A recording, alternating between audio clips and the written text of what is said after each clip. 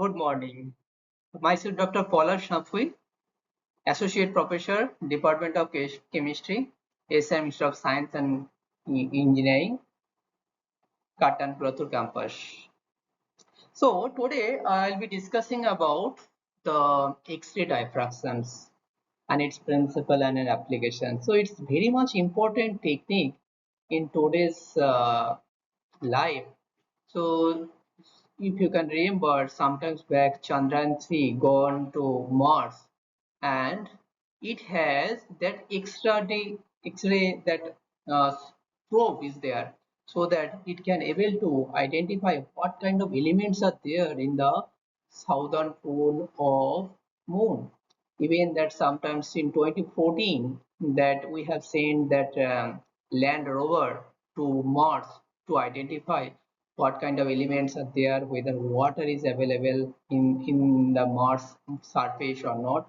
So those things can be confirmed from the powder X-ray diffraction. So before starting that principle, let me talk about, so matters can exist in different form. It can be solid, liquid, gas and plasma. So what is solid? Solid will have fixed volume, similar fixed shape, means kind of block, plate, needle, rhomboidal, different kind of shape or morphology it can have.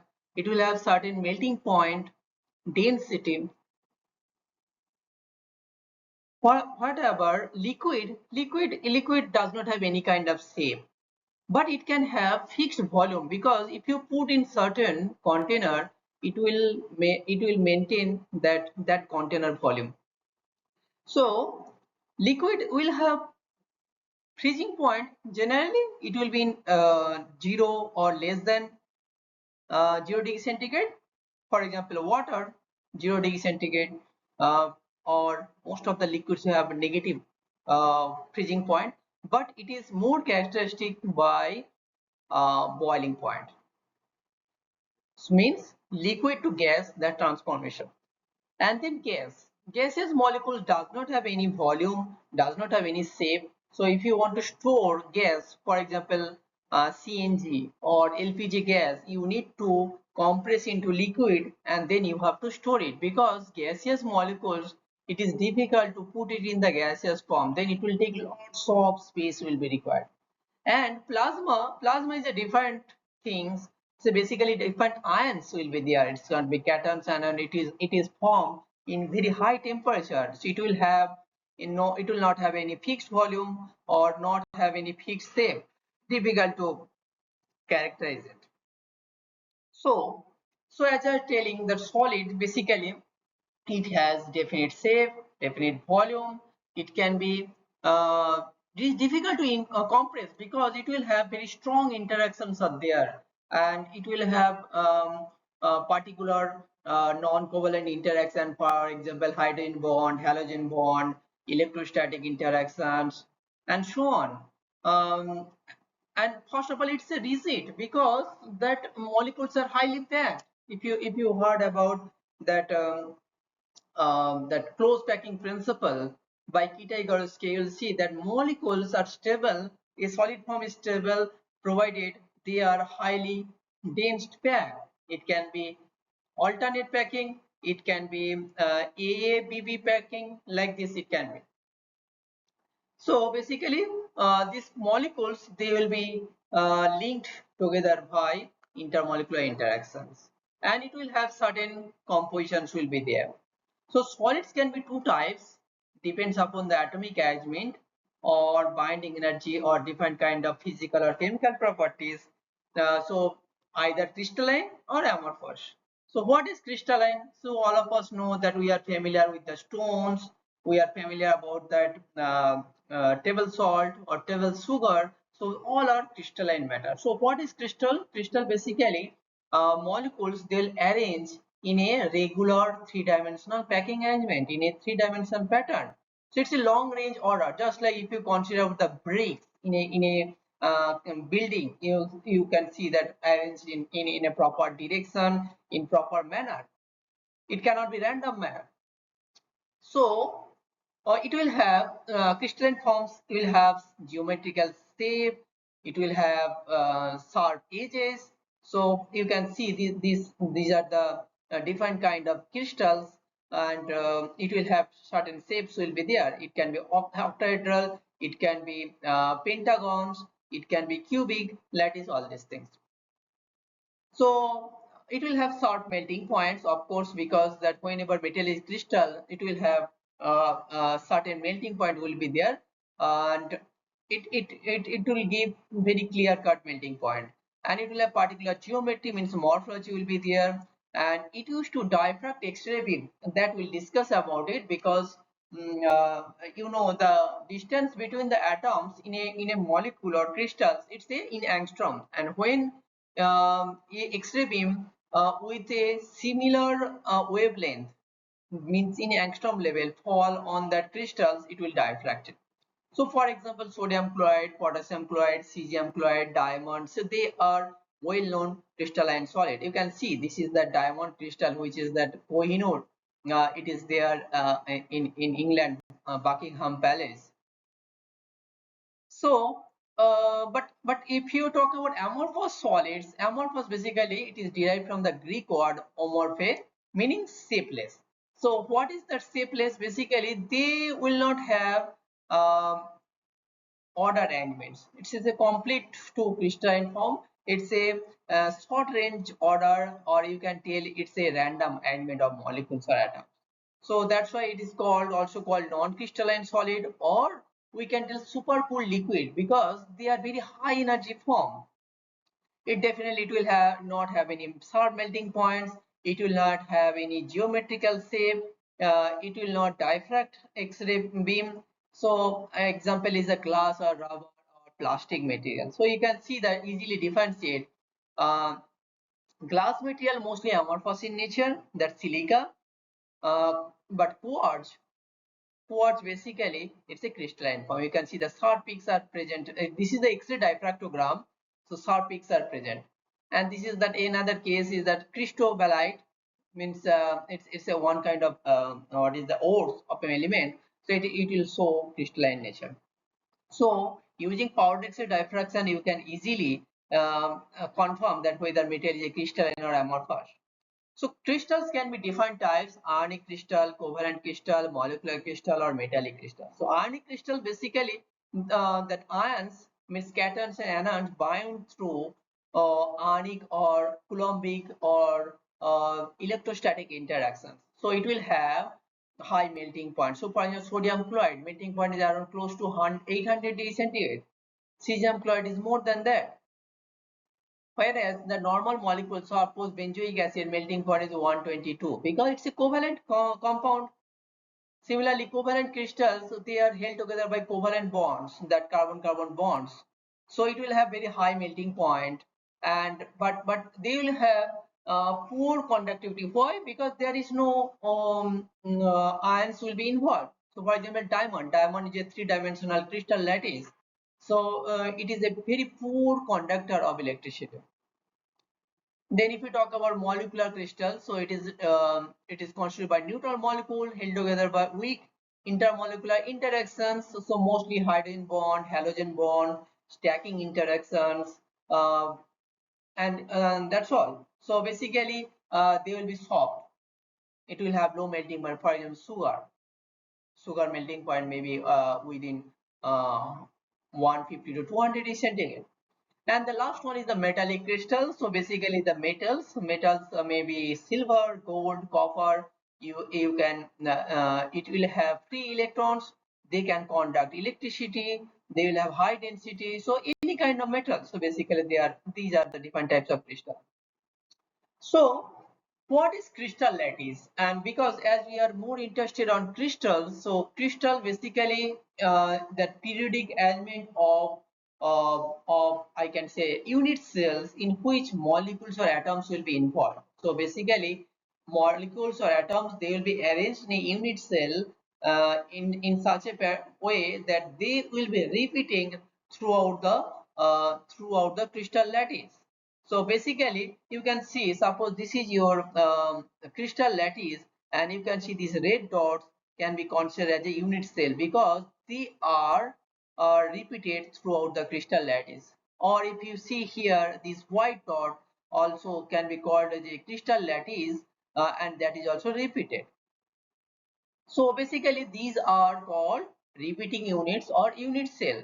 But if I talk about this incorrect unit cell, so for example this one, red, white, but it is not repeating it. So we cannot tell they are the unit cell. So basically unit cell basically composites position of atoms, ions or molecules and form a kind of get together, and that will be repeated throughout the crystal lattice. So what is crystal lattice? Crystal lattice basically I told you that molecules, unit cells, they will be repeated throughout the molecules or crystal lattice. So basically, for example, bricks. Bricks are the good example of unit cell because that is repeated in a house. So here, if we talk about that, this is your crystal lattice where along the x-axis it will have A, along the b-axis, y-axis it is B, and along the z-axis it is C. That's called the cell parameters. Okay, so this is our dimensions of a unit cell, and the angle between x and y is called um, gamma, and y and z is say alpha, and x and z is the beta, so that the angle between the different axes they are represented. And so basically alpha is the angle between A and B, B and C, and beta is A and C, and gamma is between the A and B. So there are 7 crystal lattice, means based on the lattice parameters, means A, B, C, and alpha, beta, gamma, we can classify lattices into 7 categories. So for example, cubic. Cubic is a most simplest and highest symmetry lattice system. You can see A, B, C same, alpha, beta, gamma 90 degree. So it has minimum symmetry, means it will have 4 3-fold symmetry. And you can have, these are the Bravais lattice, means P for primitive, means atoms are in each corner of the crystal lattice. So suppose this is a cubic lattice, 1 2 3 4 5 6 7 8, so 8 corners are there, so it's a primitive. But when you have face, each face, there are 6 faces are there, each face one atom will be there, that's called face center. And I for body center, when in the center atom is there, that is called body center. So in a cubic you can have primitive, face centered, and body centered. Then we have the tetragonal where A equal to B not equal to C, and alpha, beta, gamma 90 degree. It has essential symmetry 4-fold axis, and it has primitive and body centered. Similarly, orthorhombic, ABC not equal but alpha, beta, gamma 90 degree. So it will have all 4 types of Bravais lattice, means primitive, face centered, body centered, and end centered. But if you consider about triclinic system where the least symmetry, and it has ABC not equal to alpha, beta, gamma also not equal to 90, and you can see only the primitive Bravais lattice is there. So if there are 7 crystal lattices are there and additional atoms, based on the position of the additional atoms, remaining another 7 I can tell Bravais is possible, and total 14 Bravais lattice will be possible. So basically cubic, tetragonal, orthorhombic, hexagonal, they are mostly higher symmetry space group, and if we consider about the triclinic system, it has lowest symmetry space group. Now let's consider about another important topic that's called Miller indices. So Miller indices basically the lattice planes representing of HKL. So basically it's plane which will pass through any 3 points, and that points are called Miller indices. So suppose this set of lattice planes HKL divided A into H parts, B into K parts, and C into L parts. Then basically we know that ABC are the unit cells, cell length, okay, along the X and Y axis and Z axis. Then we can define this is if that, suppose a plane you consider A00, that means along the X axis it cut A, okay.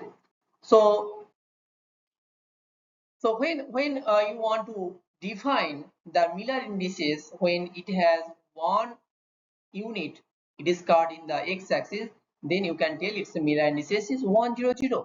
Similarly, so how will represent? Basically, we can see, suppose that I am talking about the pink color where it cut x-axis at 1 unit, but y and z-axis it is does not touch. Basically, it is infinity. So I can consider that where it intersect. So x-axis is infinity, y-axis infinity, and z-axis is a. Oh, this is a green plane. Sorry. So if I talk about that green, so basically z-axis it is a axis. So I can have intercepts will be there, infinity by a, and a by a. So infinity 1. So if I go for reciprocal, I can get it's a 0, 0, 1. Similarly, if I go for the yellow plane where it cut y-axis 1 unit and x-axis and z-axis is infinity. So I can have infinity 1 and infinity. So if you take its reciprocal, I can get 0, 1, 0. That is your Miller indices. So very easy. So suppose a unit axis it is showing it is means a plane cut in the a-axis x-axis a unit and y-axis another a unit, but z-axis there is no possibility, means infinity. So I can write down intercepts will be 1, 1, infinity, which is nothing but Miller indices 1, 1, 0. So like this we can practice it. So basically, if I have intercept in every axis, a axis, y axis, and this is a axis, so I can have Miller indices 1, 1, 1. So you can practice this how it will be in 1, 0, 0 crystal plane, 1, 1, 0 crystal plane, or 1, 1, 0 crystal plane. So let's have a problem. Suppose a plane cross the a-axis half unit and b-axis 1 unit and c-axis 3/4 unit. So if I go for its reciprocal, I can get 2, 1 and 4/3. So you need to make it in a integer number because Miller indices are not fraction.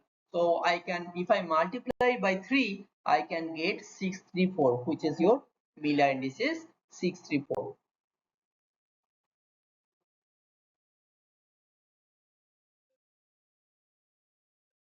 Okay, so basically for a cubic unit cell, how to determine the D? D is basically interplanar distance between the two parallel planes.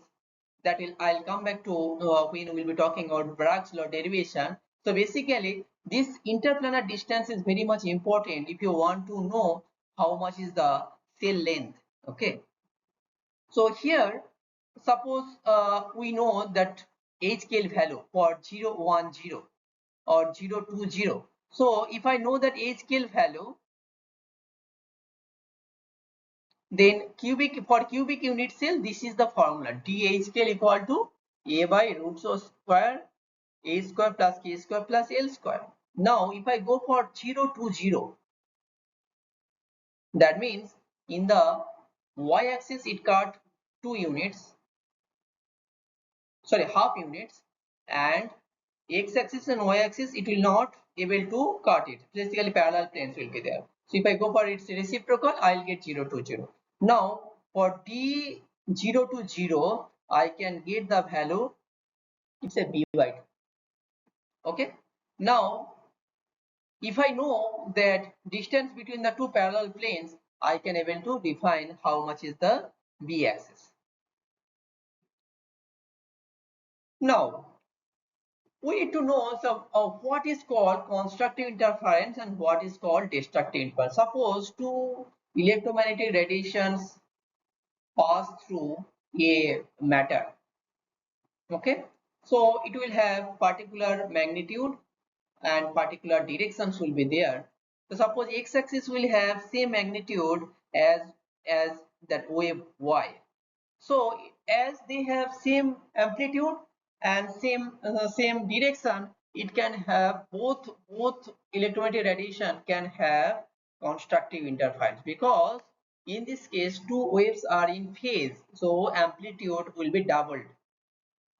But in case two waves are moving in opposite directions, not opposite direction, amplitude will be same but exactly opposite, but direction will be same. In that case, that the resultant, what I can tell, that wave, it will be following destructive interference because two waves are in opposite magnitude. So in this case, amplitude of substance will be 0. So for a X-ray diffraction to occur, we have to make sure X-ray beams fall on a matter or crystals following constructive interference. Now let's talk about Bragg's law. So what is Bragg's law and why it is important? So William Henry Bragg, so just for your information, Röntgen in 1895, scientist Röntgen, he discovered X-ray beam.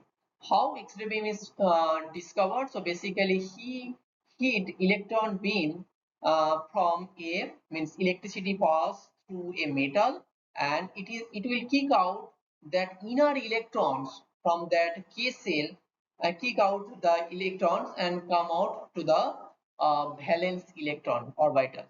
Okay, now when that valence shell orbital, it has to release the energy and come back to its inner shell, then it will release that X-ray beam. Okay, so depends upon the metal wavelength, we can able to know the what is the wavelength of the electromagnetic radiation, depends upon the metal. So Bragg's, William Henry Bragg and Bragg's, they are the father and son.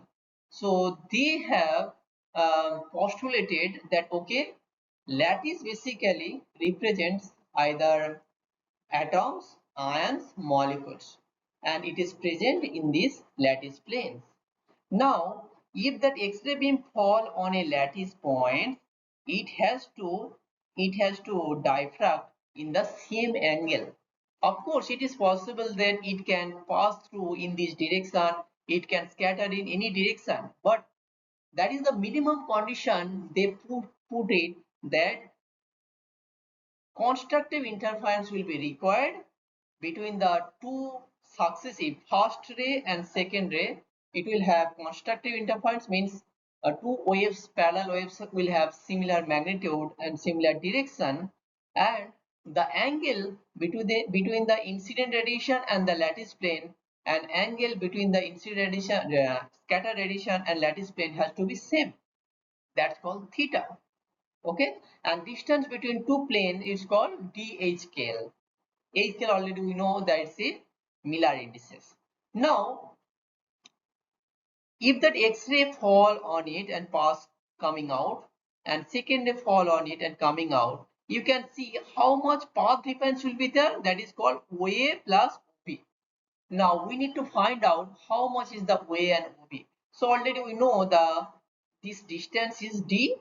So I can have this O and this one, suppose P, that is your D. Now if I go for, this is your theta, this angle also it will be theta, so that OA and OB will be represent D sine theta, or path length is basically 2D sine theta.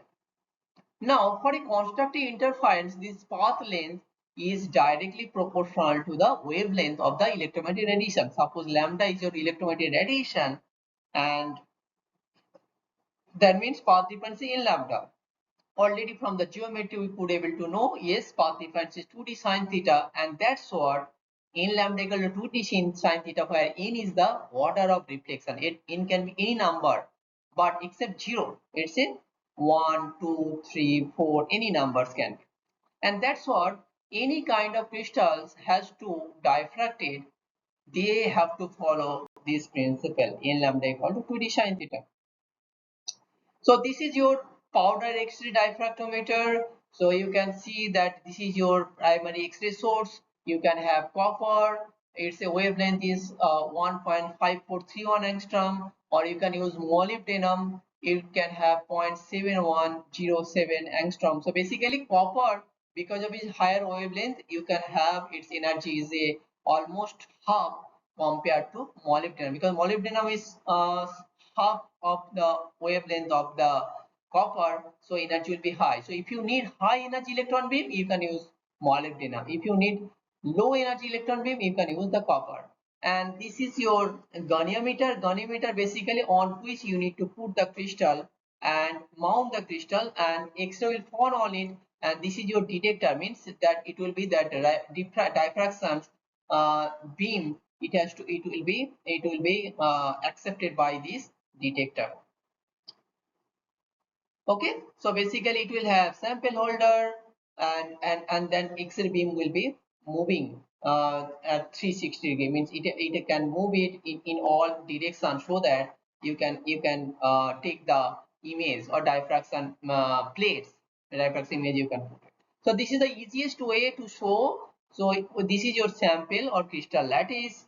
So when X-ray beam fall on theta angle, and it will pass in that same angle. So basically, that what is 2 theta? 2 theta basically the direction of the theta angle and the refracted angle.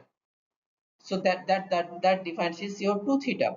And what is omega? Omega basically that on which the sample is there, it can also rotate. That's called the omega. So detector, it can move in that 2 omega angle, because detector can move from plus 182 or minus 180 degree. So if I talk about powdered X-ray diffraction, so powdered X-ray diffraction, this is the plot where counts versus 2 theta. You can see these are the crystalline patterns. This is the amorphous phase. Each crystalline pattern represent one Miller indices, and you can go for indexing, and you can get the lattice parameter, provided you know by indexing you can get that H-scale planes, and if you know the distance, interplanar distances, I can easily calculate what is the lattice parameter, means ABC. But whereas in a case of amorphous, it is not possible because it's a broad halo pattern. So powder X-ray diffraction can easily characterize between crystalline form and amorphous form. And this is the single crystal X-ray diffractometer. So you can see it is the goniometer where you can mount the crystal. This is your X-ray beam fall on it. This is your camera to take the image of the crystal, and this is your basically liquid nitrogen source. In case the crystals are not stable, you can put the liquid nitrogen and maintain the temperature 100 Kelvin, which is minus 173 degree centigrade. And this is your detector where X-ray beam will fall, and it will be the diffracted beams will be collected, or diffraction spots will be collected by the diffractometer, sorry, detector. Okay, and finally there will be softwares will be there to solve the structures. So you can see that mounted single crystal, this is a kind of loop, and crystals will be inside the loop, so that in case the crystal is not stable, it will be powered by the loop, but that loop will not be diffract the beam. So what are the applications? It can determine the molecular structures. It can determine the state of the materials, means pH basically, either crystalline or amorphous. Of course, it can determine the pH purity of the solid samples, means if you suppose you have synthesized a compound, but you don't know whether it is pure or not. So along with the NMR, you can take the corresponding powder XRD and check with the standard pattern. So based on that similarity, you can tell it's a pH pure material. Okay, so basically I'll show you a few Nobel laureates in the field of crystallography. So this person is the Max von Laue. Yeah, he got the Nobel Prize in 1914 for the discovery of X-ray, X-ray in the how to solve the structures. And then after that we have talked, we have seen that Bragg's, William Henry Bragg, they have solved the crystal structure of small inorganic materials. So sodium chloride, potassium chloride, zinc sulfide, all these solids. And you may know that in 2019 that three Nobel laureates are Yada Anath Ramakrishna, Venki Ramakrishnan. They got Nobel Prize because they got solve the structure of that ribonucleotide, right? So basically, crystal structure is very much important to know if you know the conformation of the molecules, then it will be easier to study its properties. At the same time, suppose you want to design a drug molecules, then you have to know what is the enzyme receptor site, whether drug can fit into the enzyme pocket or not. For that, you need to know what is the enzyme structure, what is the molecular structure, so that whether they'll fit or not. So that's why structure is very much important to study the molecular interactions, study the conformations, and whether they can fit into it. So nowadays, based on that crystals, there it has a huge application in pharma industry. It has a application in agro industry. It has application in explosive and optical guide, wave guide, and even now this small molecular generators. So lots of things are happening. So basically it is very much important to know the crystals. So especially the ladies, they used to go for that different kind of that crystals as a ornaments, but they don't know that what is the why these crystals are shining it. So those things, or diamond, polishing diamond. So the diamond basically what, that arrangement of carbon atoms in a three-dimensional pattern. Why diamond need to make it very smooth, make it shiny, so that it will be used as a jewelry. Okay, so that's all my side basically.